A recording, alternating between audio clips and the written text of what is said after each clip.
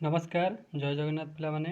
तो आज क्लास रे आम नाली टुकु टुकु साधव बहु कविताटी आम आज पढ़ा। तो देख मु प्रथम आगे पढ़ी भल भाव मन देखी शुण तापर तुम मो पछरे आवृत्ति कर है। नाली टुकु टुकु साधव बहु झड़ी बरसारे काहींकी धाऊँ, नाली देह तोर सुंदर दिशे केउठी रहु तु बरसा शेषे, झड़ी बरसारे खसड़ा बाट गोड़ खसीज कादुआ हेब तोर झिलिमिली नालिया पाट। बुझिपार ना बुझिपारे आउ थे पढ़ुची मो सहित आवृत्ति कर। नाली टुकु टुकु साधव बहु झड़ी बरसारे काहींकी धाऊँ, नाली देह तोर सुंदर दिशे केउठी रहु तु बरसा शेषे, झड़ी बरसारे खसड़ा बाट गोड़ खसीज कादुआ हेब तोर झिलिमिली नालिया पाट। है यहाँ था आमर कौन ना नाली टुकु टुकु साधव बहु कविताटी ताको बारंबार पढ़ले ये मन रही। ताल देख पिला माने आम जो कविताटी पढ़ले आधार समतान शब्द कौन कौन सब रहा जमीक कि बहु धाऊँ कौन है समतान शब्द है ना शेष एका भाया शुभागला, दिशे शेषे से शुभागला, बाट पाट ट शुभागला, जीव हेब ब शुभागला, शेष एका शब्द शुभिले सीटा जो कौन समतान शब्द। तो बर्तमान एक आम कार्यफर्द को आलोचना करवा। कार्यफर्द एक कौन कहे देख कहे आस तल चित्र गुड़िकर कीट पतंग मानक चिन्हवा और सेमानक नाम पढ़ा। जमीक प्रथम देख भंवर, प्रजापति, बिछा, झिंटिका, बिरुड़ी, महुमाछी, पिंपुड़ी, माछी, कंकी, मशा, जिया, बुढ़ियाणी ये सब कहते विभिन्न प्रकार कीट पतंग नाम। आस कीट पतंग मानकर नाम लिखा जो सब ऊपर अच्छी कीट पतंग तांको नाम सब ये खाली स्थान रे लिख। बुझिपार बुझिपारानी। तापर देख आमे सबू प्रजापति कविताटी देख। मु टिकी टिकी प्रजापति टिकी फूल मोर साथी, राति पाहिले फूल फुटिले खेल रे जाए माती।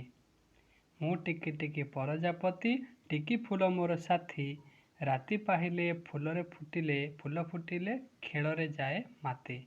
फूल बगीचा कोड़े मन खुशी रे खेले, डाल डाल झुली झुलिका पवन खाई फुले।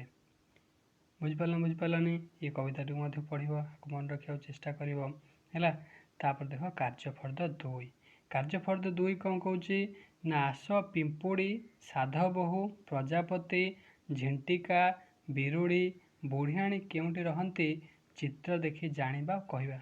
देख पिला माने चित्र को लक्ष्य कर एमान सब कौटी रोचंती। पिंपुड़ी देख कौटी अच्छी ना उई हुक्कार अच्छी। पिंपुड़ीटा कौटी ता गात भितर बाहर ना हुक्कार अच्छी। जेहेतु उई हुक्का भितर बाहर से पिंपुड़ी मानकर हुक्का अच्छी ता भर से बाहर। प्रजापति देख फूल फूल बसचंती, झिंटिका माने पत्र पर बसचंती है ये सब तांकर सब वासस्थान। बुझिपारा बुझिपारानी।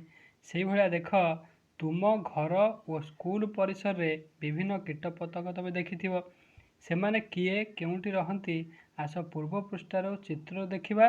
तले दिया जायथिबा चित्र रे सेमानकर घर पाखरे तांको चित्र को अंकन करवा। देख ये जो चित्रटा लक्ष्य कर ऊपर मध्य से भाया चित्र है एटा ही से भाया चित्र। देख केवल ये चित्र कौन अच्छी ना कीट पतंग अच्छी।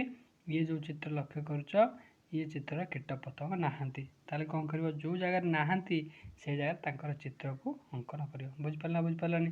तापर आस ऊपर चित्र देखी किए केउठी रहंती लिखा। जमी बुढ़ियाणी कौटी रहे, बुढ़ियाणी बसा रहे, पिंपुड़ी ता गातर रहे, उई हुंकार रहे, झिंटिका घास रही थाए से भाया एपट लिख देखिकी। बुझिपारा बुझिपारानी। तापर आम कार्यफर्द तीन देखा। कार्यफर्द तीन कौन कौची आस चित्र देखी किए केउठारे रुहंती कहवा। जमीक आम देखिले बुढ़ियाणी कौटी रही थाए बसा रही थाए। देख बुढ़ियाणी तापर एठी किए अच्छी ये होचंदी घुषुरी। घुषुरी कौटी ना घुषुरी तार घर भीतर रही पक्षी बसार रही भाया सब समस्ते जो जी जा अच्छा तांकर चित्र बर्तमान ये से भाई आस किए केउठी रुहंती चित्र देखी मन रखिबा और तले खाली जगार लिखा। जमी बेंग कौट रहा पोखरी, कुकुर कौट घरे। देख ये ऊपर देख कुकुर चित्र थी। कुकुर कौटी अच्छी कुकुर घरे अच्छी ये देख घर भीतर पशिचे है से भाई कौन कर आपको सब खाली स्थान में लिख। तापर देख चित्र देखा भाविबा कहवा କିଏ କେଉଁଠି ରୁହେ ଆସ ଗାର ଟାଣି ଯୋଡ଼ିବା। ଯେମିତିକି ପ୍ରଥମେ ପେଚା କେଉଁଠି ରହୁଛି କୋରଡ଼ ଭିତରେ, ତାପରେ କୁକୁର କେଉଁଠି ରହିବ ଘର ଭିତରେ, ମାଙ୍କଡ଼ କେଉଁଠି ରହିବ ଗଛରେ, ଗୁଡ଼ିଆଣୀ କେଉଁଠି ରହିବ ବୁଢ଼ିଆଣୀ ବସାରେ ରହିବ। ସେଇଭଳି କ'ଣ କରିବ ଗାର ଟାଣିକରି ଯୋଡ଼ିବ। ବୁଝିପାରିଲନି? ତାପରେ କିଏ କେଉଁଠି ରହେ ବାପା ମାଆଙ୍କୁ ପଚାରି ବୁଝିବା କହିବା। ଆସ ଉପର ଚିତ୍ର ଦେଖିବା ଓ ତଳେ ଦିଆଯାଇଥିବା ଉଦାହରଣ ପରି ଲେଖିବା। ଯେମିତି ପେଚା କେଉଁଠି ରହିବ ଗଛ କୋରଡ଼ରେ, ମାଙ୍କଡ଼ କେଉଁଠି ରହିବ ଗଛରେ, ବୁଢ଼ିଆଣୀ କେଉଁଠି ରହିବ ବସାରେ। ସେଇଭଳି କ'ଣ କରିବ ତୁମେ ତାକୁ ଏଇଠି ଖାଲି ସ୍ଥାନରେ ଲେଖିବ। ବୁଝିପାରିଲନି ପିଲାମାନେ? ତ ଆଜି ଆମେ ଏତେ ପର୍ଯ୍ୟନ୍ତ ଆଲୋଚନା କଲେ, ଆଗକୁ ଆମେ ଆହୁରି ଅଧିକ ଆଗକୁ ଆଲୋଚନା କରିବା। ଧନ୍ୟବାଦ। ଜୟ ଜଗନ୍ନାଥ।